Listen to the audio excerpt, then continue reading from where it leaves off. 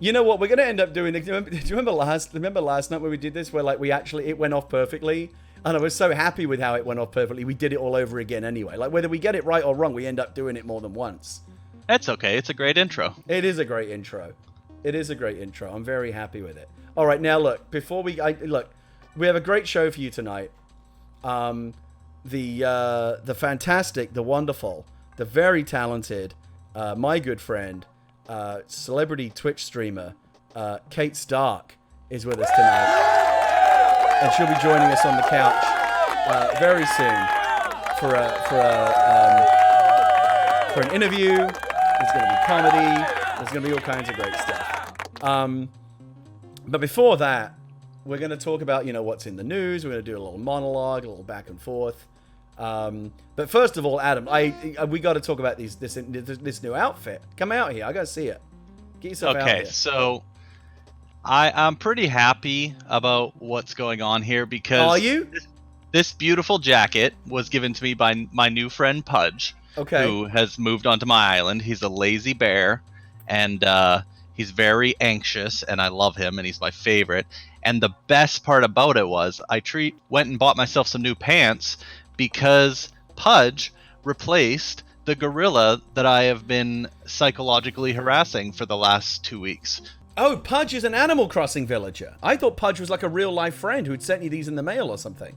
No, I don't have a real-life friend named Pudge. I don't know. I don't know what it's like up there in Canada. I don't know what's going on. Yeah, fair point. Okay, but that was the jacket. What about the pants? The pants are what I'm really interested in. Well, the pants, I treated myself because I was just really happy that gorilla was finally leaving my town. I forced her out by letting Pudge move in. I mean, listen. You know that gorilla I've been hitting with the net?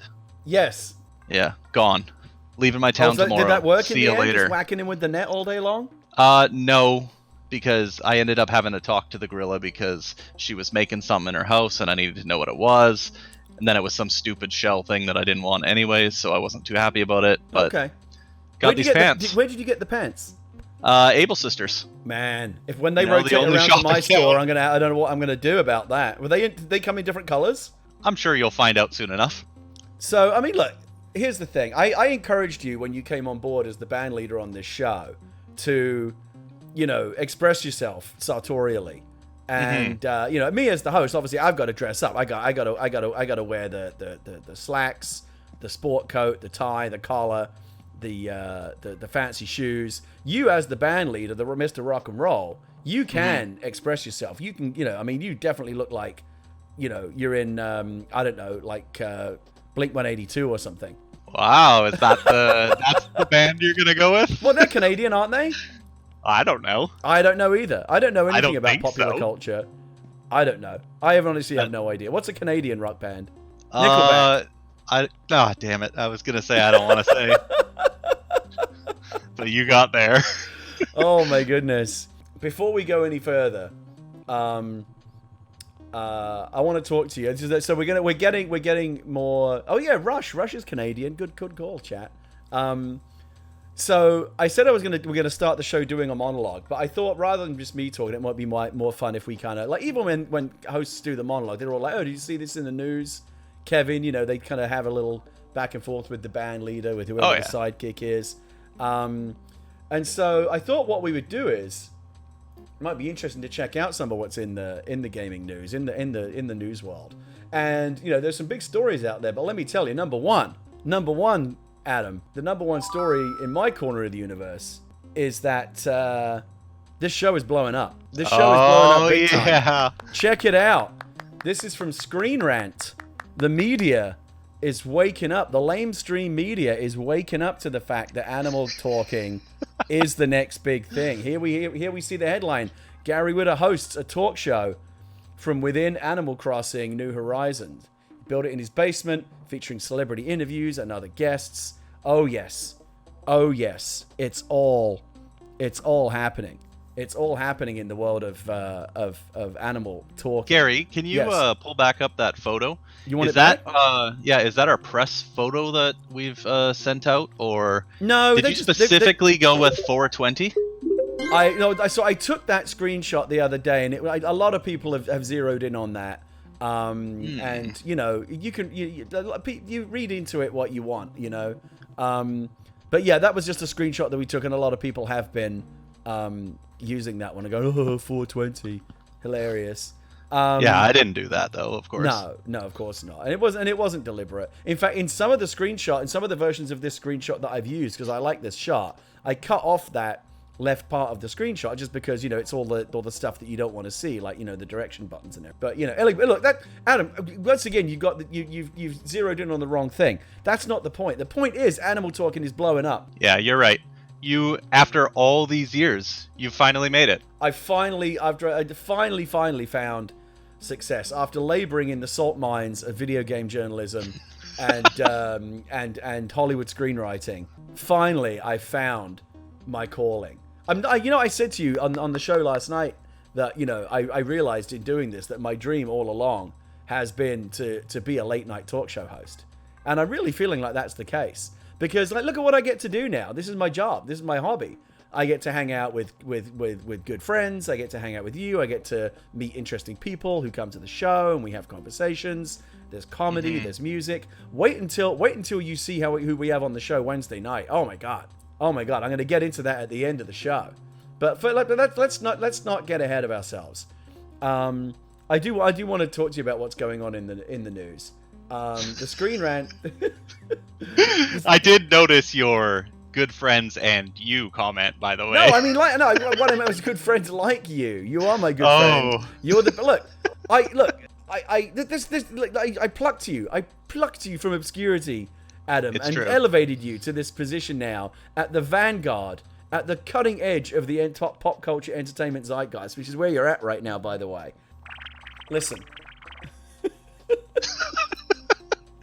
Let's talk about what's in the news. The big story, the big news in gaming right now, I'm sure you saw this, Adam, is that The Last of Us 2 finally has a release date.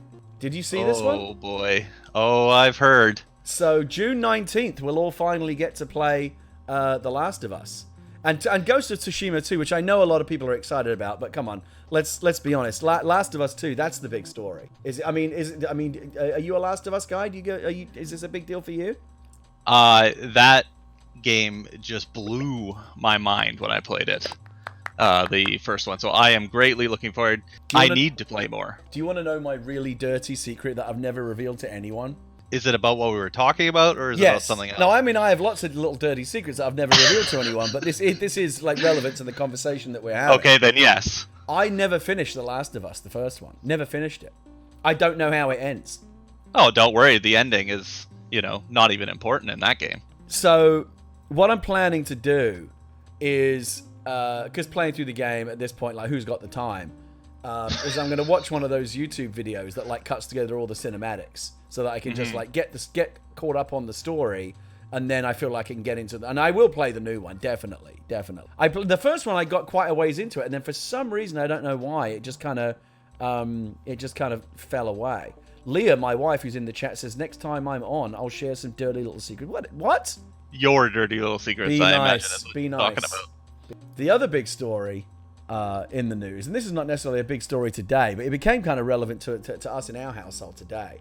Adam, what's your Switch?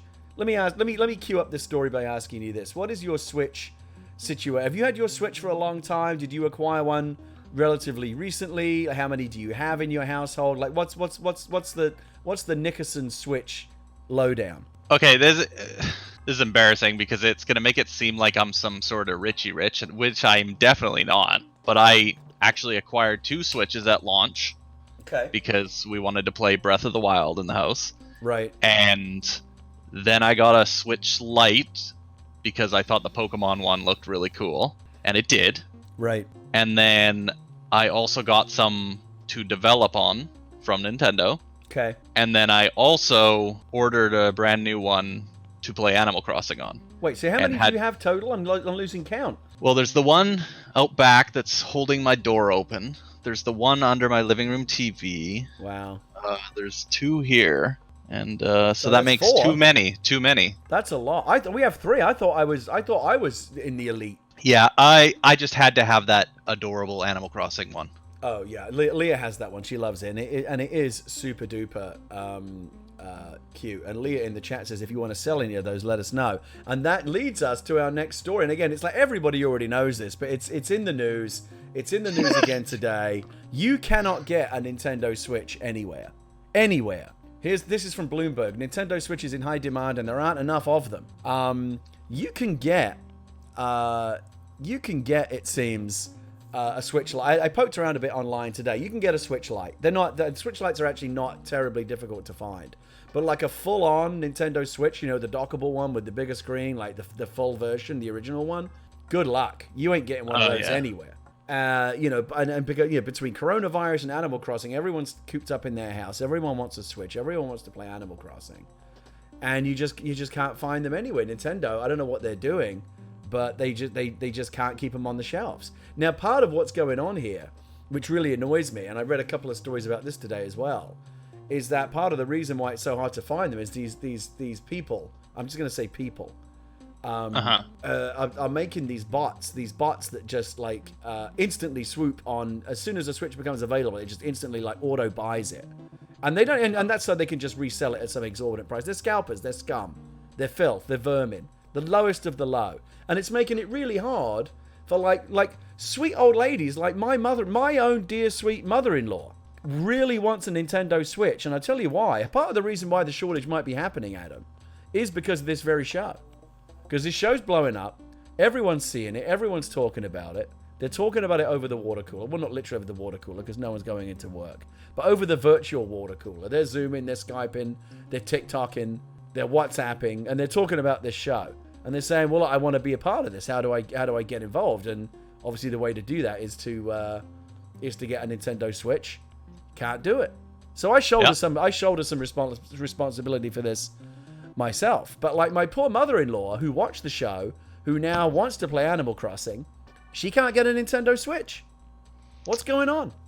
I don't know. As you say, like most things you say, that was a completely reasonable reasoning for why Switches are out of stock. Yeah. But I don't know what to tell you. As the chat's been pointing out, there are monsters out there who love to take advantage. I don't like these people, Adam. You know, I'll be honest with you. My when I picked up this one, it was actually very difficult for me to find, and I had to set up a script to be able to get in there within the 5 seconds one became available so I could buy it. And when I went to resell, because I did actually resell my Switch Lite, and when I went to sell that, every other one was selling for double the price, and I just couldn't do it. I just could not sell it for double the price. So someone picked up my Switch Lite for cheaper than the MSRP. Yeah. So I don't know. I'm keeping my eyes out there for a Switch. All you can do is keep checking the websites and what have you. But like again, these bots are always going to beat you to the punch. What can you do? You can't beat these bots. It's goddamn Skynet are gonna beat you every time. You can only beat bots with bots. I don't like that. When they go low, we go high. But then I don't. Yeah, again, they're down there low with swimming through all their Nintendo Switches like Scrooge McDuck. I ain't got nothing. I ain't got a Switch. Oh, I do, but I can't get one. I can't get one for my sweet mother-in-law. I even spoke to a friend at Nintendo and said, "Do you?" I didn't say like, "Can you get me one?" Because I didn't want to be too forward. But I said like, "Do you have any idea? Like, do you have any inside knowledge on like where I can get a Switch?" And he said, "You know what? We can't even get them. Like people at Nintendo, like even relatively high up people at Nintendo, they ain't getting them. They can't get them." Mm-hmm. So, like, I don't think, like, if Doug Bowser wanted a Switch for his mother-in-law, I honestly don't think he could get one. Like, that's how serious the situation is right now. Maybe Doug Bowser's the one who has them all. I mean, he is Bowser. He is Bowser. I want to remind everyone that joining us on the show very soon, and this is just an excuse to do a little bit of magic here. I'm going to throw up a little picture. Celebrity Twitch streamer Kate Stark, here's her picture, is going to be joining us soon on the show. Yes, that's right. Yes, of course. Yes, give it up for Kate. She's going to be joining us very soon on the show. That's her officially approved headshot that she sent over, and very nice she looks. Very nice she looks too. She'll be joining us very, very shortly. She's waiting patiently in the green room, enjoying the sandwiches and vol-au-vents and pigs in blankets that we've got up there. Adam, are you? Let's talk some like real Animal Crossing business right now. Are you in the turnip market this week? I am. You are. Yeah, probably a little too heavily. What did you buy multiple loads? Yeah. Okay. One thing we need to talk about is we gotta stop something about calling them loads. It's not doing it for me. It's bothering me. Every time you ask me how many loads do I want, how many loads do I want to unload, can we just again, Adam? You're like that. You take from something what you bring to it, and I can't help the connotations that you form in your own mind when I say a perfectly innocuous word like load. I can't be the only one though. I mean, I don't know. Let's say, what do you want to call them? Inventories? Multiple inventories? Multiple, like, what do you want to call them? I hadn't actually thought that far through. But I did just notice that a blown my load was permitted as a term now. It's amazing. The stuff that the chat filter catches is kind of amazing. Like, when somebody tried to reference one of your games the other day, Ding Dong XL, it got caught by the filter because of dong. Yeah. And dong is a good word, though. I do like the word dong. Okay, four full. So how many inventories did you have a problem with the word inventory? No, how many inventories did you buy? I got 3 loads to unload, Gary. Oh my god! And where are you going to unload your loads? You know, if a stranger contacts me on the internet and you're willing to unload your loads on a stranger that you meet on the internet, I don't know.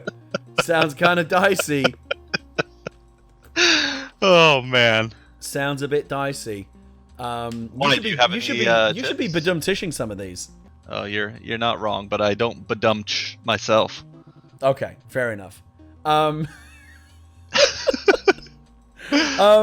Okay, so you have 3 full inventories. So you're heavily invested. Yeah. What price did you get? I was at 94. It's not bad. I was talking to someone earlier today. I was lucky. I got 91 this week. I feel that anytime you're under 95, you're in good shape. Yeah, I would agree with that. I only went in for 1 full load this week at 91. Hold on a second. I gotta boost my. People are telling me my volume's a little low. I'm gonna boost my mic a little bit. I'm gonna boost it. I'm gonna give you a little extra juice, and I'm also gonna raise it a little closer to my face. All right. So I got one full load because I feel like when you the best way that you're gonna get a price is you have to go to someone else's island, and sometimes it might be someone you don't know terribly well, and to go back and forth with multiple loads, it can be an inconvenience to that person. And so, I'm already rich. I'm rich enough. What do I want to? What am I going to do with all this money? So, for one load a week going forward, that's enough for me. That's my strategy going forward. You wouldn't be able to spend that much money in the week, I don't think. No, God no. But it's big news. I mean, right here, like we're seeing it all over the news. The stock market is big news. It's there's a lot going on. There's a lot going on with these turnips. Tornps, as we say, stonks. It's a big deal. People are thinking about it. People. This has become a cornerstone of the Animal Crossing economy. And what I find interesting is that people are making money just by having a good price, not by selling their turnips, but by charging in some case really exorbitant fees for people to come to their island and sell their turnips. Fees. I know. I don't like that. Can't we all just get along? Why are we always trying to get over on one another? If you've got a good price, come to my island. I'm not going to charge you anything. I've never charged anyone anything in this game. And I never would. But at the same time, if you're going to someone's island, maybe tip that person.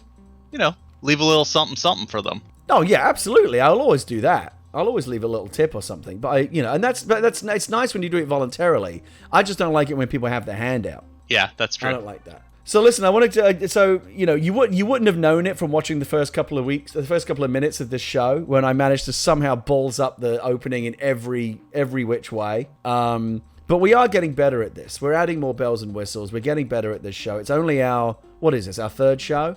Yeah, this is the 3rd show. It's not bad for only our 3rd show. We've already added. It's already come a long way. Oh yeah, we added a saxophone just this morning. Yep. Can we get a look at that saxophone? There it is. Yep. Right there. I just go like this and toot it.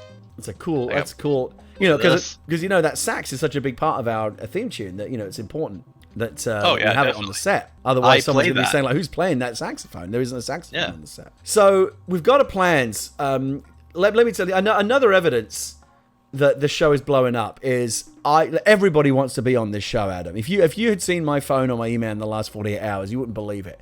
Everyone wants to be on this show. Everyone wants to be a guest on this show. We're already fully booked up this week. Like, anyone who wants to come on the show is like next week minimum. I might be able to squeeze you in. Perfect. And we have like 3 guests on the show Wednesday night. Like, this is already like getting crazy. So okay, just make sure that you give me more than 2 hours notice this time. Like I did today.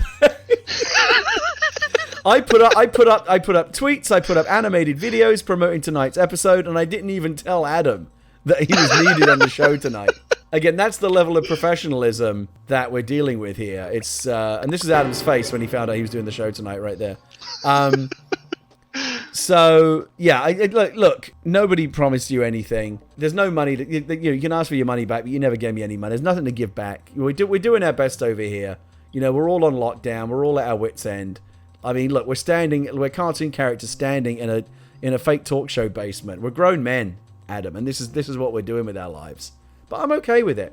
Anyway, I just want to let you know that we've got... So everyone who's been on the show so far is an Animal Crossing player, and they've brought their Animal Crossing character onto the couch. Like Kate is an Animal Crossing player, and when she comes down to see us shortly, that's going to be her character. Now, there are some people who have expressed an interest in being on the show, but they don't have Animal Crossing. And so we've actually come up with a rather ingenious way to facilitate that. What's happening is, like, for example, we have I'll reveal this at the end of the show, but we have a musical guest on Wednesday. She's going to come on and perform live music. And so that's great. I want to have her on the show. That would be terrific. But she doesn't have an Animal Crossing character. And nor can she just run out and get one, because, like, as we just said, you can't get a goddamn Switch anywhere. So what we're going to do is we have a new system in place now for these people. We're going to accommodate these people, because we don't say no to anyone on Animal Talking. Well, maybe Greg Miller. But we don't say no. Anyone else, we don't say no. And and so what we're going to do is we have a system now where if we really want to have you on the show, but you don't have an Animal Crossing character, Leah, our executive producer, will make an avatar for you, and she'll puppet it on the show. So, like, she'll actually control your avatar. Like, let's say you're Arnold Schwarzenegger and you want to come on the show, but you don't have Animal Crossing, and even Arnold Schwarzenegger couldn't get a Switch right now if you wanted one. So what's going to happen is Leah will take her own avatar, transform it into an Animal Crossing version of Arnold Schwarzenegger, and then perform him on the show in terms of, like, his motion performance, while Arnold would actually be the real life voice in the Discord.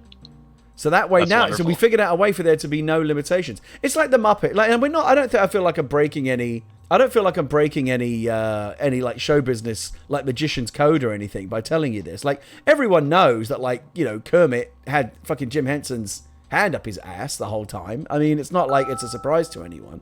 What do you mean? Wait, why do you look surprised? What's going on? I don't know what you're talking about. Oh dear. Adam, forget I said anything. What are you saying about Kermit? Forget I said anything. Kermit is real and he loves you. Oh. Kermit is real. Any rumors you may have heard, not true. Listen, it's already 9:33. We said we were going to try and keep the show to an hour. I can already see that slipping away. So let's do this. Let's come over to the desk. This is where I like to be. This is where I'm comfortable.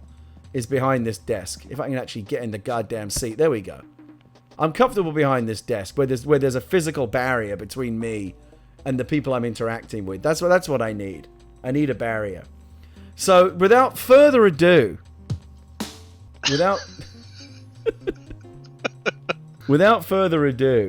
let's bring on our first and only guest tonight. And I'm perfectly happy for her to be the only guest, because she's a great guest, and I have no doubt that we're gonna, if anything, run out of time, because we're going to have so many fascinating things to talk about. She's a good friend of mine. When I first got into the streaming game, trying to learn how to do it, she genuinely was one of the channels that I watched in terms of, like, this person knows how to stream. She knows how to do it right. I'm gonna try to learn from her as much as possible. And so she's a professional, so I know she's not gonna miss her mark here. I'm gonna introduce her right now. Please welcome to the show my good friend, celebrity streamer, Kate Stark.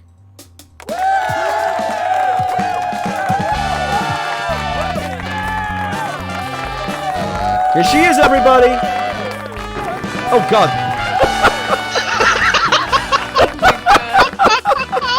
Just the reaction that I was looking for. Oh, my goodness. So much unintentional comedy on this show. I love it. I love it. Oh, jeez. Kate, come and join us on the couch. Thanks for joining us on Animal Talking. Thank you for having me here. First of all, I must compliment you on your outfit. You're very well dressed. Oh, thank you. I spent time picking out an outfit for, like, more time than I've spent picking out any outfit that I've worn during quarantine. Be honest, well, I mean, because you're actually leaving the house in a way that you, like, this is like you actually getting out and about in a way that you wouldn't usually get to do in the real world. Absolutely. That's the whole point I put of on this. shoes. Oh my goodness. Give us a twirl. Let's see the whole outfit. Oh, so you got these nice little kind of leopard skin flats. Oh yeah, little heels on there too. Yeah, little kitten heels. Mm-hmm. I love it. This is kind of like a cute late night outfit. Now, be honest. And you're perfectly dressed for late night. This is great. Be honest. Don't exaggerate. Really, how long did you take picking out this outfit? Like 10 minutes. That's not nothing. That's a real amount of time. I left a FaceTime call with my family to be here. Oh my goodness. Now, you are the first beneficiary of a new tradition that we have on the show. We give every guest on the show a gift. I believe you did pick that up, a nice wrapped gift that was left carefully on the floor for you outside the airport, which is where we all like to get our gifts. I did indeed. Have you unwrapped it yet? I have not. Would you like to unwrap it now? Should I be nervous or scared? No. Okay. It's a nice gift. It's actually the gift that we're gonna give this gift to everyone who comes on the show. They're gonna get the same gift, and you are the first recipient of it. All right, I'm gonna open it. Okay. How dare you? I can't put it down because I'm not. No, on my but there's island, one. But there's one behind you. Yeah, there is. There's one on the set. That raccoon figurine that you see on the set back there. Push his belly. Push his belly. Actually? Yeah. He makes little sounds. So much. I'm sure you'll find. I'm sure you're going to enjoy that raccoon statue. May it bring you many hours of happiness. Basically, what Adam decided as a running joke that he was just going to send one of those in the mail to me every single day until I got sick of it. And so now it's just become like a thing on the show. That's why it's on the set, and that's why every one of our guests is going to receive a lovingly gift wrap raccoon figurine. I don't see what's so funny about it. I thought it was going to be sparkly pants to match Adam's, to be perfectly honest. I do want those pants. I got to admit it. It was quite sweet getting a message from you being like, okay, if you could please be here at 8:30, there will be a gift waiting for you outside the airport. Please pick that up on your way in. I was like, oh my God, I feel like I'm really going on to a late night talk show. This is great. Yeah, this is legit. Not even. Do you think Jimmy Kimmel leaves gifts for his guests at the airport at LAX? I don't think so. Absolutely not. Or meets them at the airport? Absolutely not. No. And I met you at the airport. I escorted you to the studio. You did, both of you. It was great. That's the kind of personal service you're not going to get on Kimmel or Fallon or any of these jokers. Only Very here true. on Animal Talking. Very true. So, Kate, let's get into it. You're Canadian. I am. I actually heard that Adam was Canadian as well. I was like, what is with all the Canadians? Our very first guest that we had on the show on Saturday, Naomi Kyle, Canadian. Also Canadian. Adam, the band leader, Canadian. Mm-hmm. Kate Stark, Canadian. What is going on? There's a Canadian invasion going on this show. I mean, I'm not complaining. It just seems like a lot of Canadians. I'm thrilled. Yeah, very excited about it. Where in Canada are you from exactly? Me? Yeah. Well, yes, the guest on the show. I didn't know if you were talking to Adam or not. Oh no, I know where Adam's from because I got it wrong the first time and he had to correct me. I said he was from Toronto. He's not. He's from the Vancouver area. I know that now. Me too. Oh, wait, Toronto or Vancouver? Vancouver. You're both from Vancouver. Well, look at this. Yeah. How sweet. Wow. I'm in Vancouver right now. That's where I live. Wow, small world. Small world. Oh my goodness. I love it. And so you're Vancouver born and raised, right? That's where you've lived all your life. Is that correct? I was born on Vancouver Island, so just off the coast, in the provincial capital called Victoria, and then moved to Vancouver a couple years ago. How do you like it? I've been here ever since. Oh, it's great. It's just like a bigger version of Victoria. Do you ever think about leaving, or do you feel like you'll spend your whole life in Vancouver? I think, so I'm a dual citizen with the UK, Oh, that's right. Right. So I'll probably end up moving there at some point in the next 10 years or so. I mean, if it still exists. If it still exists. 10 years. But I plan to move to Europe at some point. Okay. And any ideas? You mentioned the UK. Like, where else in Europe would you like to live? I would live in the Netherlands. Okay. I really, really like the Netherlands. I was actually supposed to be flying to the Netherlands in 3 days. Oh, for TwitchCon Europe, right? For TwitchCon Europe. Oh, geez. Yeah, that's only 3 days. Oh, wow. Actually, no, I'd be flying out tomorrow. God, what a bummer. Yeah, so none of the airlines have refunded me anything, and they refuse to, and it's a whole mess, but I'm happy to be safe at home, you know. You and I were at TwitchCon just last year in Seattle, and we had a great time. San Diego.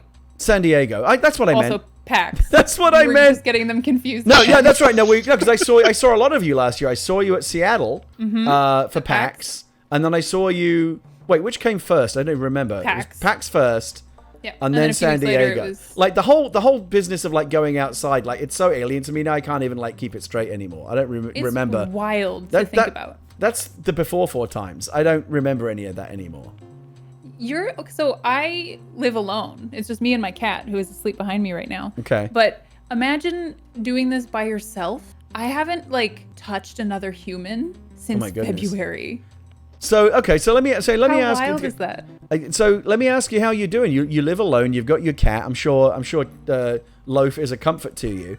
But how as someone living alone, how are you doing with the quarantine? You know what? It's pretty good. I've been a streamer for 4 years, so I'm used to, staying inside a lot. And I'm an introvert, so again, I'm used to staying inside a lot. Okay. But I do have friends that I like to go see, and I haven't seen anybody since the end of February. It was rough a couple weeks ago, and then I just like reached out to a few friends, and we did some Zoom chats and hangouts and stuff. And since then, I've gotten into a new routine, and I'm like, this is fine, this is okay.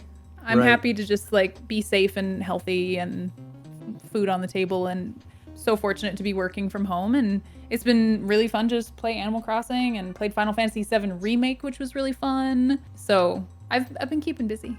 Now you said that, but you mentioned specifically. I thought it was interesting that you said you specifically said that you bemoaned the fact that you hadn't physically touched someone. Is that something that you like really want to do? Like, do you want to like poke someone or like tickle them or something? What is it that you want to do exactly? Okay, literally, I don't like hugging people. Like at all. You don't? I'm not a hugger unless I know them. Okay. Like if I saw you at a con, I'd be like, Gary, give me a hug. Okay. But I have a group of friends, and one of my friends will crack everybody's back. We do like a hug and then like a crack a back thing. Okay. And my back needs to be crunched so badly. I've just like, that's the only thing I'm missing right now is just a back crack. Leah's been having problems with her back as well. I've been like digging my elbows and my knuckles into Leah's back trying to bring her some relief. It's no fun. Back pain is like the worst. Mm-hmm. I don't like it. And it's something that just comes with age. Like there's nothing you can do about it. No, like, and it just gets worse. You're getting old when you go to the doctor complaining about something, and the doctor just says, "Yeah, that'll happen. Age. You're getting old." And Kate's not even that old. Kate's still in her 20s. I'm 47. I'm 29, but I have arthritis and a chronic pain condition, so I'm basically in my 90s. Fair enough. So it evens out. And you're and I would say, and I mean this in the most complimentary way. You're an old soul. For sure. I am 100% a grandmother, like in my soul. Now, speaking of grandmothers and mothers and gifts, because we just gave you a lovely gift. I think you said you came to the show from a celebration. Didn't you say it was your mother's birthday today? It is indeed my mother's birthday. I just got off a FaceTime call with her and my family. And a couple weeks ago, I sent a whole slew of cards over so I wouldn't miss Mother's Day and birthday and my dad's birthday and stuff. Sent her a little Kindle gift card so she can buy herself some books for her Kindle. Oh, that's sweet. Yeah, and we just she baked herself a little cake, and we hung out for like an hour, and it was really, really sweet, actually. Are you very close with your parents? Absolutely. I talk to my mom. My dad's very bad at technology. He does not know how to text. So I talk to my mom every day, and she relays everything to my dad. Okay. But we text every day. We probably call and FaceTime a couple times a week, especially right now. Do they get what you do for a living? Oh, for sure. I think my mom's watching right now. Okay. My mother-in-law watches the show. She can't get enough of it. Yeah, it was on the FaceTime call, and I was like, I have to go. I have to be on this talk show. And she was like, oh, is this in Animal Crossing? Oh, so she totally gets send it. me. Yeah, she's like, send me the Twitch link. I want to watch. So right. She might be watching right now. That's so cool. I actually did a charity stream the other day. Right. And she tuned in, like, without me even telling her how to donate. She came in and donated for my charity stream, and I was like, how did you know how to do that? She's very good. When my dad was last over here, I told him that I because he lives in Spain. When he last visited, I told him that I was into the Twitch streaming game, and I told him how to tune into my channel. Now he shows up in my chat, and he's asking me about my turnip prices. He's fascinated by the turnip market. Oh yeah, it's really great. I noticed that when you flew over, you've given yourself the Animal Crossing nickname Overstuffed Trash. What's that about? I feel like that's like you have a low, like that's someone who has a low opinion of themselves would, but I can't believe that. No, I think that's very complimentary. Overstuffed Trash? Yeah. I'm just being realistic. Oh. If you say so. What's your passport name? Legendary Billionaire. Okay, so there's two sides to each coin here, Gary. Yeah, we're both opposite ends of the spectrum on this one. Wow. Yeah, absolutely. I mean, Leah even bought us matching billionaire sweatshirts from Hot Topic. That's how you texted deeply me a invested photo. into this game we are. It's too much. Like 2 Sundays ago, where you did I can't say the word load now. You did a couple inventories of turnips.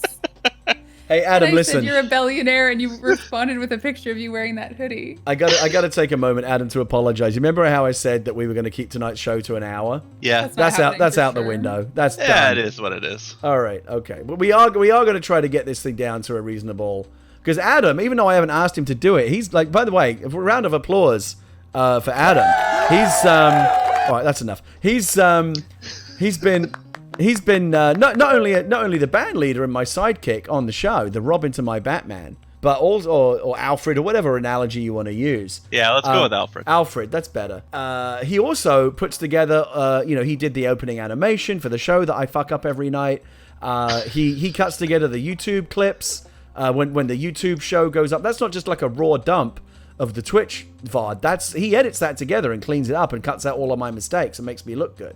So Adam really he's like the dark horse. I would say Adam and Leah. Like I get all the glory. I sit behind the desk. I'm the man, but Adam and Leah, they're the ones doing all the real hard work. So you've got a great team. Yeah, I do. It's a team effort here. It really is. Mm-hmm. It's not. I was complaining the other day about how it's a one-man band because I am doing a lot of this myself. I've got a Stream Deck XL in front of me with how many buttons is it? 1, 2, 3, 4, 5, 6, like 32 buttons, and they're all maxed out. Like I still want more. I need a Stream Deck XXL at this point. This is ridiculous. Just get 2 XLs and you're good to go. Can you do 2? I don't know. It's just USB ports, right? I know, but okay, it's something to think about. I'm just gonna get. Oh my god! I don't know how technology works. Kate, if he has double the buttons, I know, right? The more buttons you give me. And I haven't organized this. A part of the reason why we're getting this wrong is that this Stream Deck's not organized. Like my Stream Deck, if you looked at the way it's laid out, it looks like the inside of like a lunatic's brain. Like it's all over the place. It's not good. That's basically, I just have like the normal sized, and right. Mine is pretty much a mess. I did get a 3D printed cover for it though. Oh, nice. Because I like everything on my desk to fit a certain aesthetic. And so I got from an Etsy store in Australia a 3D printed white cover. Yeah, and I saw you did something like that on your Switch as well. I did. That's actually just a vinyl sticker from an Etsy store who had to close temporarily because they outgrew their operation so quickly with this huge surge of Animal Crossing. It looked good though. Yeah, it was really good. So tell me about your early life. What was it like as a young girl growing up on Vancouver Island? I don't remember much. I will tell you that because they have confirmed that they are watching, my parents were the best and currently still are the best. Aww. So hi, Mom and Dad. Thanks for watching. My mom's English, actually, and she was wondering where you were from in the UK because I'm originally from London, but my accent is like, you can't possibly trace my accent. No. Back. It's a mess. Absolutely not. But so, yeah, pretty normal childhood. I have an older brother, and we would go back to England and visit my family over there. I've got very fond memories of England because of that. We still have family over there, actually, but the rest of the family has kind of spread out all over the world. Right. So we did a FaceTime call, or a Skype call a couple weeks, or last week maybe. And it was like England and Canada and New York and South Africa and Australia and Spain. And it just like, it was all over the place. But that's kind of always how it's been. I really like it. What did you want to be when you grew up? You kind of wanted to be a Twitch streamer because that didn't exist. No, and here's the thing. I don't know. I know well, in high school, I wanted to work in the theater. I was big into stagecraft and stage management, and that's what I went to university for a year for. Okay. And then... So there was always a performer in you, in some form. I think so. Well, in like the behind the scenes aspect of it, in some way. But yeah, like I was in choir and I was in like acting classes and stuff like that. So theater and stuff has always made sense to me. All right. And then if you asked me today what I wanted to do, it would either be like real estate, like interior design, real estate, house staging, something like that. Is this why you spend a lot of time looking at houses on your Twitch stream? Literally, yes. Or like cake decorating. I've done a lot of cake decorating. Okay. I've done some wedding cakes and stuff like that. Okay. Yeah, something creative. But the interior design is probably a big part of it. Now, I know that before you got into Twitch streaming, you were a bartender. I was. It was awful. Yeah, you didn't like being a bartender, did you? No, because the place I was a bartender was very, very bad. Was it like a rough dive bar kind of scenario? It was a hostel, like a youth hostel, which was really cool because you met a lot of really neat people. And like the people I worked with were really great, and the people that I met, the travelers, were awesome. But it was just like, you know, if you're traveling and tips aren't customary where you're from, and you also don't have much money, the money was just really bad. Some of the clientele in the area that I worked in was not very good. Right. So it became a dangerous environment. But luckily I had streaming as like a side job, and then was able to kind of make the transition to full-time streaming like 6 months after I started doing it, and I've been doing it for just over 4 years. So tell me how you first discovered streaming and how that first became an interest for you. So I had friends who streamed. My brother streamed. I worked with a stream charity that you were actually a guest on, Desert Bus for Hope. Oh, yeah. Yeah, and so that was kind of like the introduction to streaming, and then I got into streaming myself, or like watching streaming, because friends of mine were doing it, and then I discovered games that I really liked watching. And in 2016, I had a New Year's resolution, which was just a broad sense to create more, while I was still at this awful bartending job. And I was like, what can I do? I'm not a good writer, and I'm pretty crap at art. And I came up with all these things, and the streaming was the best 1-to-1 ratio of like effort put in to return while you had really limited time. So I just started streaming because I really liked video games, and I thought it'd be fun. And it turned out it was fun, and I really enjoyed it, and people kind of kept coming and hanging out and enjoying it on their end too. But did you initially approach it just as a hobby, or did you always, like from the beginning, have an eye on 100% it was a hobby. So you weren't thinking of it as like a career change? Absolutely not. Okay. Like never did.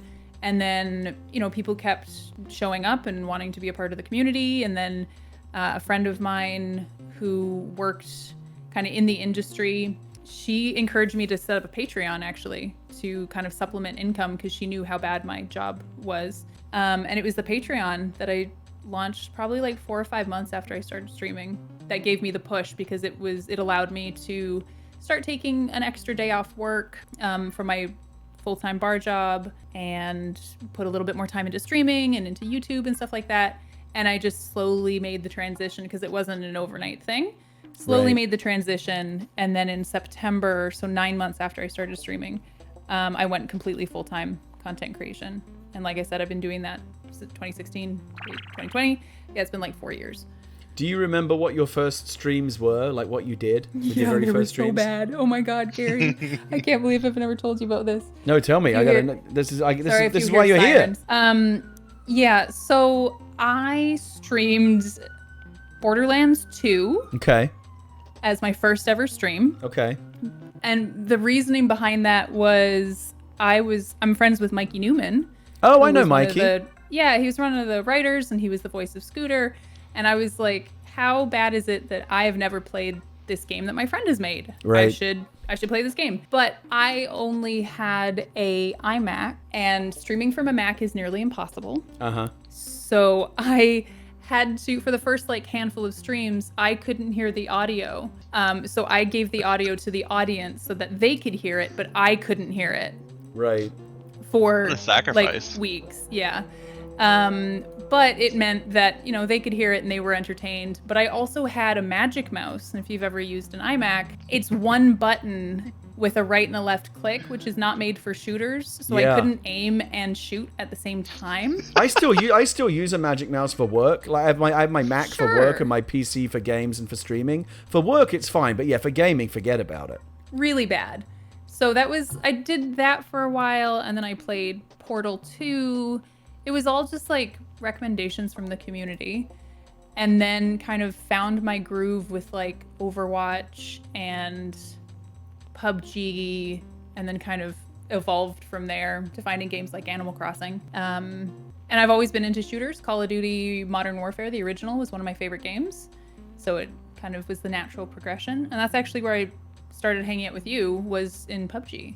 That's right, and we're going to get onto that in just a moment. But like now, I want. So I'm fascinated now. Is there have you? I don't know if you've had them all destroyed or not, but like, is there an archive somewhere of like your very first streams as like a baby streamer? Because I'd be fascinated to see, because your streams right now, when you look at your streams now, they're very polished, great presentation, very professional. But obviously it wasn't like that on day one. No, it wasn't, and I don't have a record of it, but I think someone out there does. Oh, if anyone in the chat has it, post a link. I will show it on this show. No, I would like to see it first. Okay. But I think someone has recordings of it. I don't even know if they still have recordings of it. But this was like, I was streaming rather before clips were a thing on Twitch. Okay. I was partnered before the affiliate program became a thing. Oh, wow. And so the requirements, there were no solid requirements to get partnered. It was just like, you have to go until you think you've met these ghost requirements and hope for the best. Right. So it's all very new. Even though I've been doing this for a long time, it seems very new.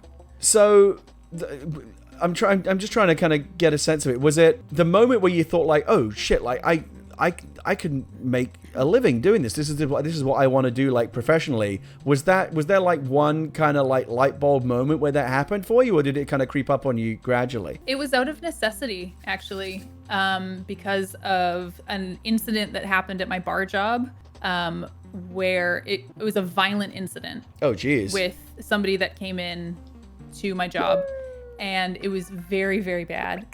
And basically, I was recovering from that. I'm fine. I was never hurt, but something happened. Okay. And I was just like, I am worth so much more than this. And I quit on the spot and didn't go back.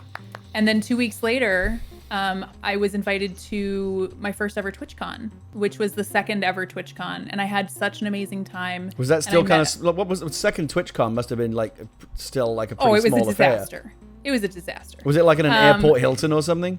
No, it was in San Diego. Okay. Yeah, so it was at the convention center, but it was only half the convention center. But I met so many amazing streamers and content creators and brands and companies that I was like, okay, well, if I've just quit. I don't want to go back to work in another bar job. I want to pursue this and just really push for this.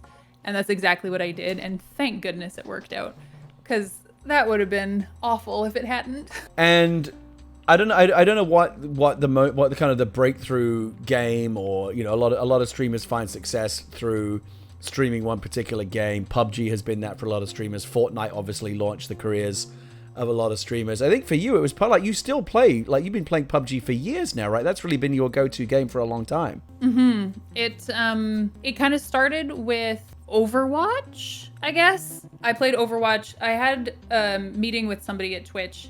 And I was just like, what do I do? What am I supposed to do? Help me.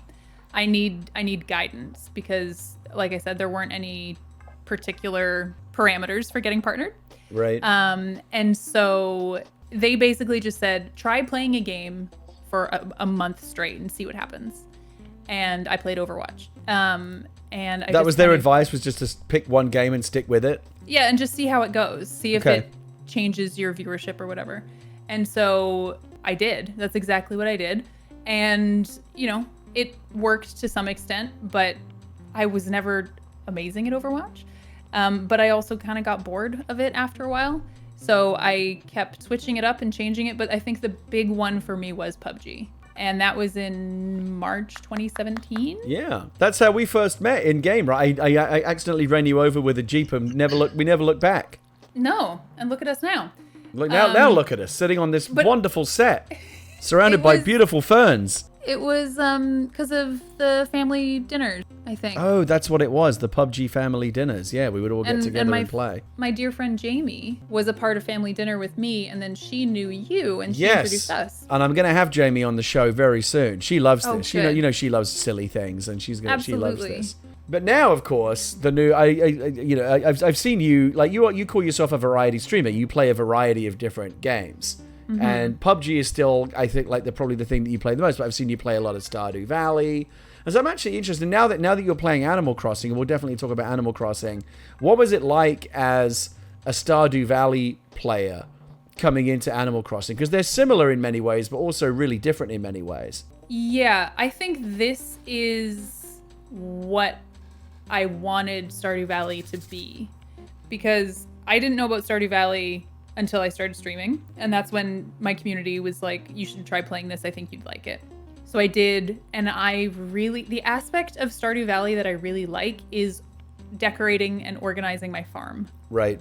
That's the part that I like. I don't do the relationships with the other people in town. I like the fetch quests, but like, I like the organization and the decoration part. Right. And if you've ever seen one of my Stardew Valley streams, my farms are very organized.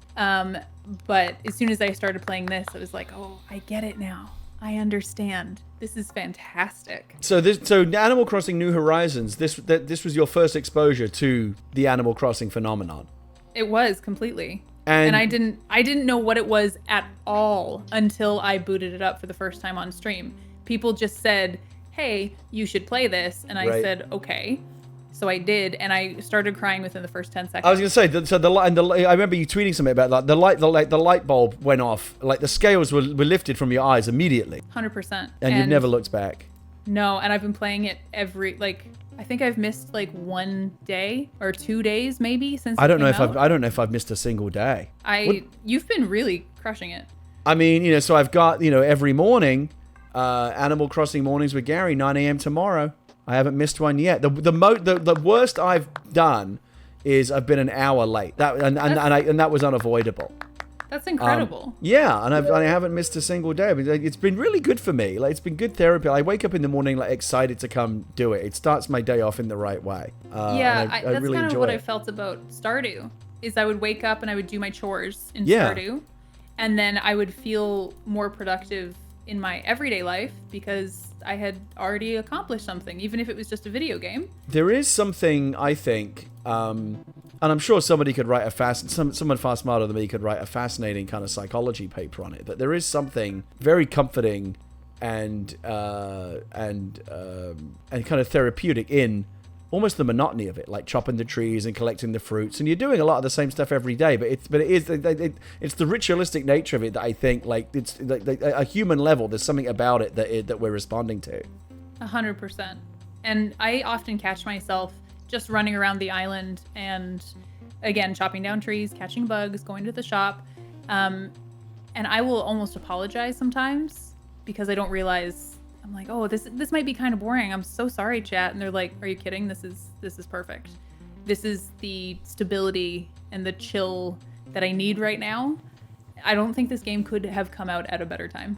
Oh no, and we've mentioned that many times on the show that the game is, it's the perfect remedy to where we find ourselves in real life right now. Many people have said to me, like, why do you like this game? And I said because I get to spend time in a world better than this one, and that's Absolutely. it. That's all I need. That's all I need. Speaking of Animal Crossing, Kate, I believe you brought a clip. I did, indeed. You brought a clip with you. And not only, and this wasn't just something that you just like tossed out of your YouTube, like you actually took the time to edit together a little clip package for us, which I think is phenomenal. Well, I mean, if you're putting in this much effort into your program, I wanted to put you in. You get dressed up. You put too. Together clip packages. I do want to give a shout out to my editor, Fluck on Twitch. He is Fluck.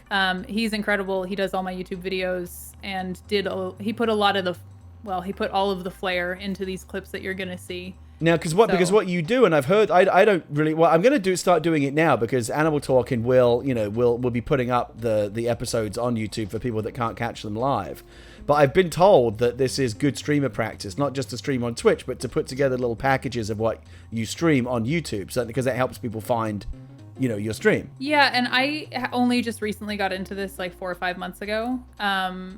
Apparently people have been doing it for a long time. Didn't have the time or energy to actually do that though, so I had to wait until I found an editor that I liked, who could do it for me. And so now he does a once a week highlight reel, about 10-15 minutes, and it goes up every Friday, and it's been awesome. I've been really enjoying it, and viewers seem to like it too, especially when they miss the week, like the daily streams. They get to catch the best bits on the weekend. Right.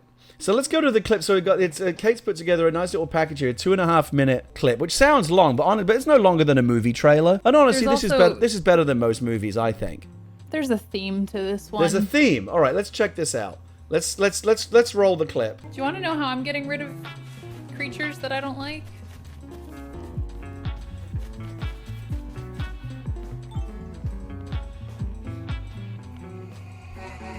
I'm voting Piper off of this island. Is that bad? I really wanted to like everyone, but Piper annoys the shit out of me. I'm like so happy I got someone like you around to do stuff for me. Do I look like I'm gonna do stuff for you? I got stepped on.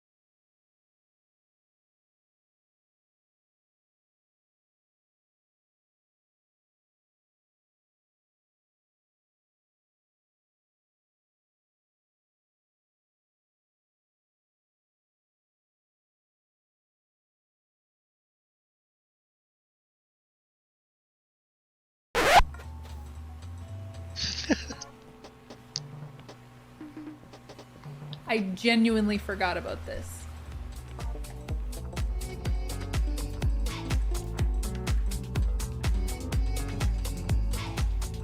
That wasn't what I didn't watch that clip ahead of time. Maybe I should have.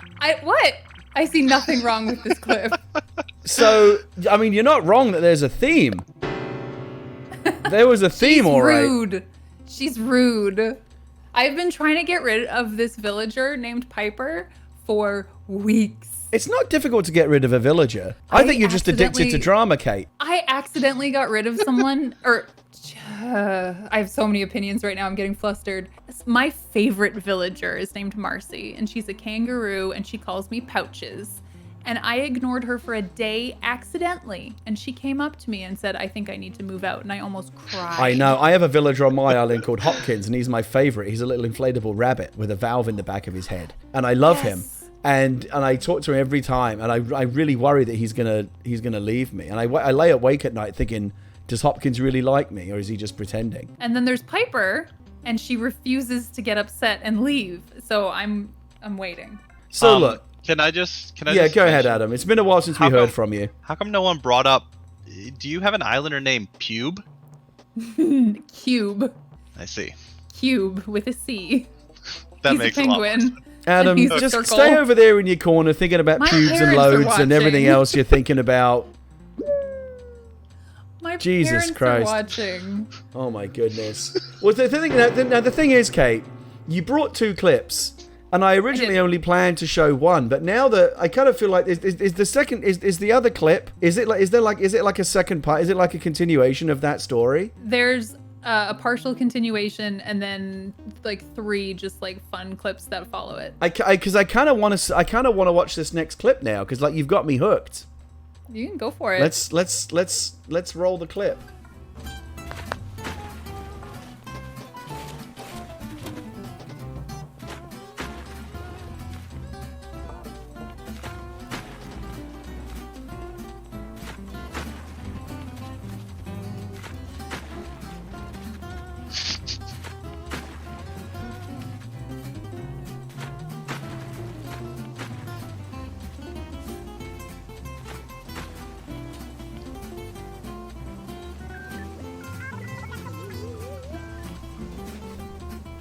Move. She just sat where I needed to go. The 1 square I needed. And she just sits. The audacity. Hi, Isabel. Are you drinking? It's 1:18 in the afternoon, but is that just scotch? Is this why you're happy all the time? Her HP is fine, I'll have you know. Is she dead? No. She's fine. You know what? Y'all need to shut the fuck up. You don't get to see my HP anymore. That's what you get. Okay? I am not here to play around.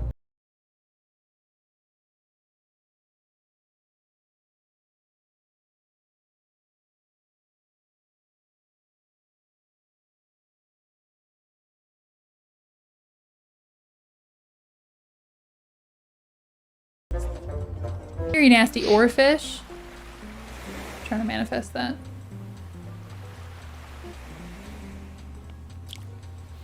Not a bass. It's an oarfish.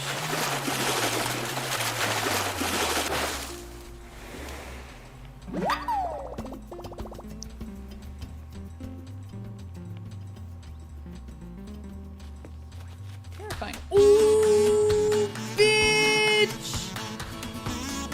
Oh shit! He came out of nowhere. Oh my god. Ooh.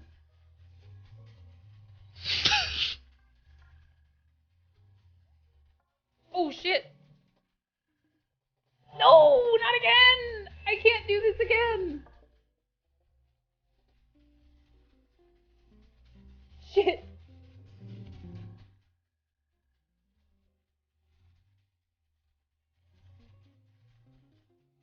Oh, fuck. Fuck.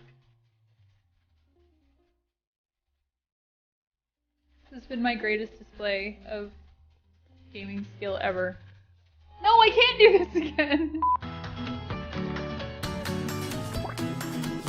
Ooh.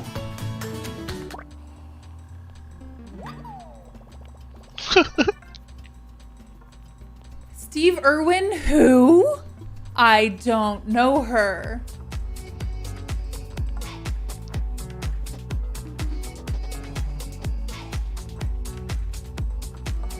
That's some good content, Kate. I gotta hand it to you. Appreciate that. Thank you. Yeah, where's my clap emote? There we go.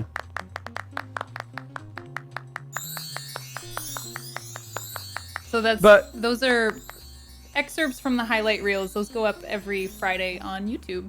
I gotta say, I've been playing Animal Crossing at least as much as you have the past 30-something days.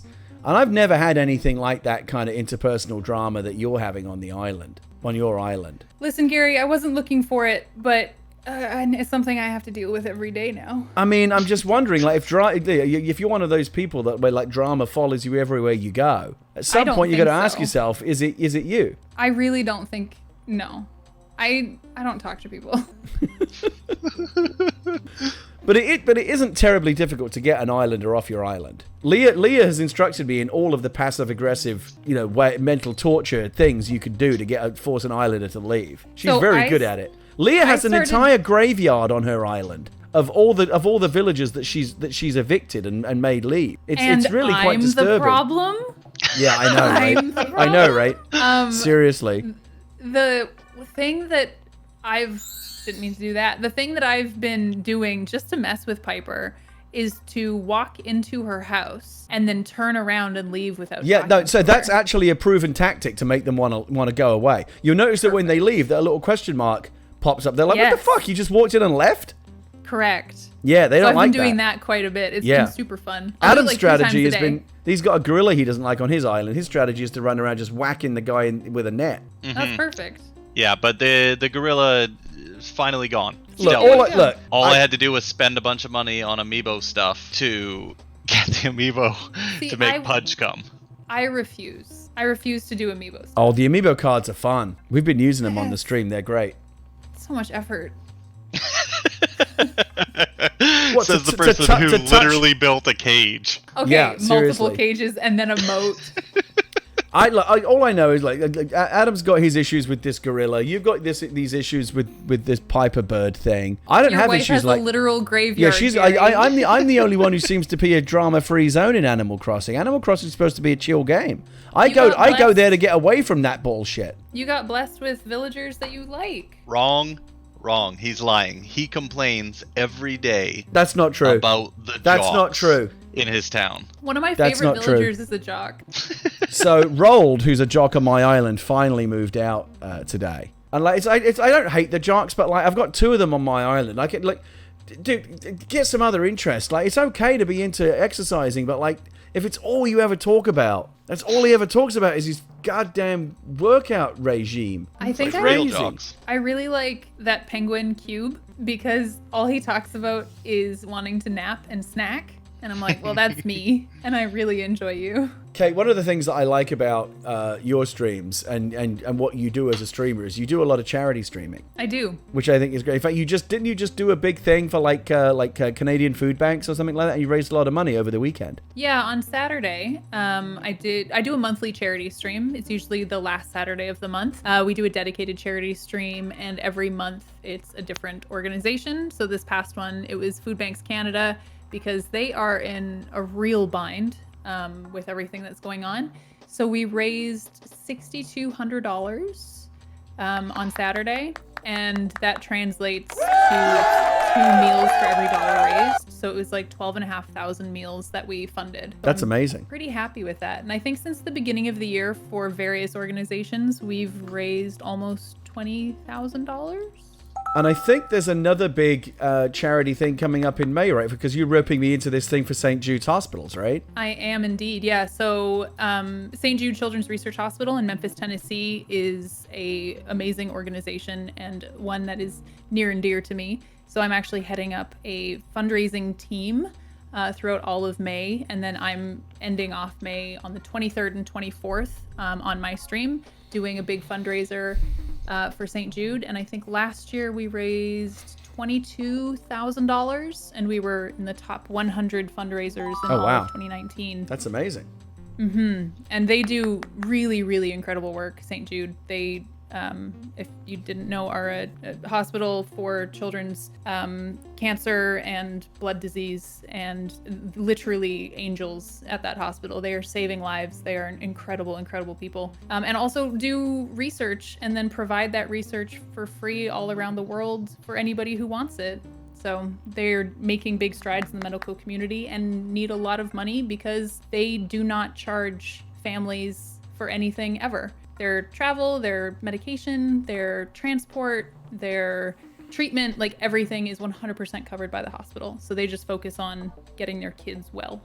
Kate's going to get me hooked up with all the donation links and everything. But all through the month of May, Animal Crossing Mornings and Animal Talking will be raising money for St. Jude's, and there'll be a special link that you can click on that I'll make available in the chat, and you just click on one link, and you can donate to St. Jude's, and I'll be encouraging you to do that all through the month of May, and I look forward to doing that. But here's the breaking news. We've been anxiously waiting for the news of like when's going to be the first. And Kate, no offense, when's going to be the first big real celebrity on the show? Wow, that's Gary? what. Yep. the first big one. Wow. Is it Chrissy Teigen? It's not Chrissy Teigen. Damn it. I insulted her the other day. She might not want to come on now. Gary, what the hell? I don't know. Don't get me wrong. I think Chrissy Teigen's great, but I just on the spur of the moment, I said something that Chrissy Teigen could possibly misinterpret. And was this something to do with Quibi or Quibi? For Quibi, yeah, because she has a show on Quibi. She has this show on Quibi. It's like a Judge Judy kind of show. And I said, well, surely we can get Chrissy Teigen if she's got a show on Quibi. Clearly, she'll do anything. Well, don't repeat it again. Oh no, yeah, you're right. That's my problem. Is I keep look, Chrissy Teigen's not. It's not like she was gonna come on the show and now she's not. It ain't happening. Yeah, but you know that's the TV, or that's the deal we're gonna get. We're gonna get some sort of media contract, and it's gonna be Quibi or whatever you're saying. Maybe I can get into a Twitter feud, a Twitter beef with Chrissy Teigen. That could only be good for the show. Now? Who's seeking out drama now, Gary? Yeah, but this is drama that can actually help grow the show, grow the brand. You're fighting with a bird in a video game just because you seem to get off on it. And look at all the content that's coming out of it. That's you true. See the attitude. You're generating decisions. that premium content. So I just got a text from a friend of mine who I asked to come on the show, and she just sent me a screenshot of her Nintendo friend code, which is her way of saying I'm coming on the show. So I'm very pleased to announce that at some point in the very near future, perhaps as early as next week, my friend, the great, the wonderful, you all know her, Felicia Day, will be coming on the show. That's very good. Oh, I bet she's so cute in game. Like, she's cute IRL, but I bet she's super cute in game. Oh yeah, I can't wait to see. It's always fun to me to see like when people come to the island to be on the show, like how they've dressed up. I think that's fantastic. I put great effort into my everyday outfits in this game. I know. You know, the funny thing is, I used to laugh at Leah because she puts her character to bed at night, and she changes out of her clothes and puts on her little PJs and her face mask and her slippers and goes to bed. And I laughed at her. 2 days later, I was doing it, and now I do it every night. I do a weekly face mask in game. I put my hair up, I put on a special T-shirt, my slippers with my socks, and I do a face mask in game because you need pampering sometimes. Gary. I had a spa day. I did a whole thing where I stayed home and I put on a bathrobe and these little cucumbers on my cheeks. Mm-hmm. And it was... If I'm doing it IRL, I might as well do it in game. I mean, she deserves it. You see all this shit she goes through with this bird? What are we doing? Yeah, you definitely need to de-stress after all of that avian drama you've been getting involved in. Absolutely. So Felicia's a good friend of mine. I've known her forever, and she streams on Twitch. She actually streams a lot of Stardew Valley. Oh, really? Yeah, she's a big-time Stardew Valley player, and I said to her, hey, look, you got to get in on this Animal Crossing business, because if you love Stardew Valley, this is like, it's like if you like cocaine, try crack. Like that's big fan. Yeah. So, oh my god. And that is going to be clipped. Yeah. Yeah, we're in trouble now. Big fan.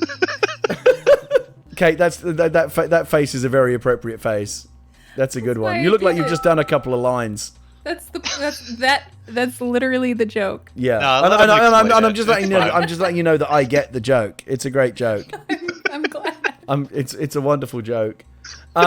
So Felicia, star of Buffy the Vampire Slayer, Supernatural, The Guild. Felicia was a real trailblazer in the internet space. She created like the first, internet sitcom with the Guild, and and the costume that she wore in the Guild is like in the goddamn Smithsonian Museum right now. It's a big deal.